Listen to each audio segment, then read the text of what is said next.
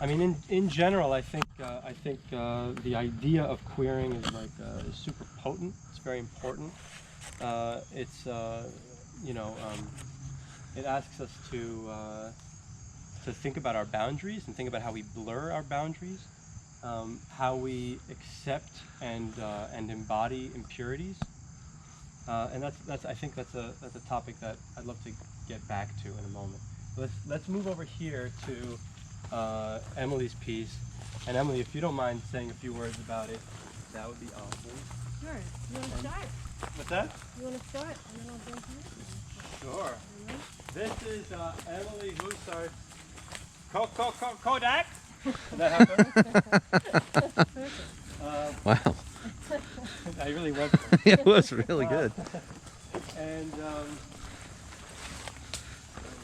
all of these pieces that you see here that are now kind of they've kind of fallen in all sorts of interesting ways, but they were when they had just in the very beginning, they were these surreal pillars of various heights and sizes,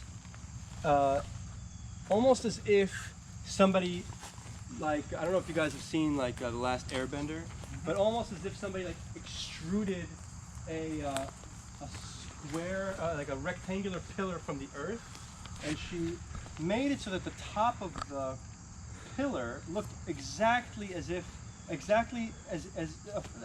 the ground around it, almost as if it were unbroken. And inside each pillar, she planted dozens of potatoes. Okay, that's all true.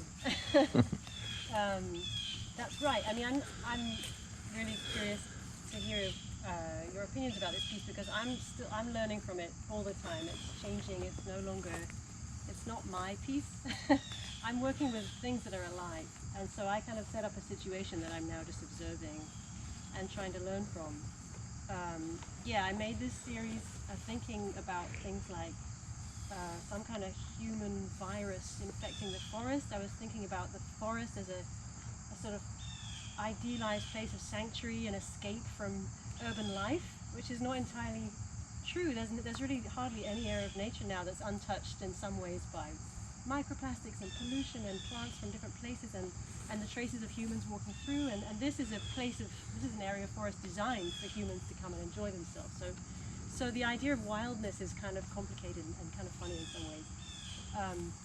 So I like messing with that idea a bit and bringing into this space of so-called wildness industrially farmed potatoes, which are very complicated product and kind of really intensely tied into the history of colonialism and pesticides and commercial farming and food production and food equity. And so there's a lot to say about that, and I could talk about that for a while. But so to make these forums, I had conversations with people. I invited people, and that's still ongoing. There's going to be a new set of builds coming up quite soon this fall, where I invite different people from different backgrounds to come and talk about their perspectives on food and land while we built together slowly. We would dig. The material is just the forest floor from right here. There's also compost from New Paltz, so it's like human remnants of human life from very locally coming into these pieces, and that's doubtless all kinds of strange chemicals coming from the supermarket are also in there. The potatoes themselves have been sprayed variously with, on average, about 12 different types of chemicals, including sprout retardants. And so when we built these forms and kind of packed them down, we let them sit in molds for a while, and then when they were taken out of the molds, they did look like a strange, maybe a fungal network or a virus for a while, and then they all started to collapse at different times. And the ones that have been really, really intensely sprayed were not able to root at all because they're sprayed so that they don't root, so they have a longer shelf life in supermarkets. And those forms went down really fast, so that was kind of interesting to me. Others kind of made a new home. I felt like it was a rescue operation in some ways, where these living things were being taken out of the supermarket and given a chance at some kind of continuation of life in a place that they don't belong. There's no home for these things. They're so different genetically from their original home, which is in the Andes. So I'm kind of interested in all of this, I liked how when they started to collapse, there are kind of remnants of the geometry that for me symbolizes this incredibly unilateral way that humans tend to think, or at least our human, not all humans, but like our Western colonizer culture tends to kind of have this attitude towards the land of just using it as a resource and kind of, I need to get from here to here, and the quickest way is a straight line at the expense of everything in between. So that in collapse becomes these kind of more sustainable, unique forms with their own little systems. There's so much involved in the collapse, and there's so much involved in the way that things sprout beyond that. And so I really feel like at this point, our role is no longer to touch them. These potatoes are not for us. People have asked me if they can eat them. Like, I'm sorry, they're not.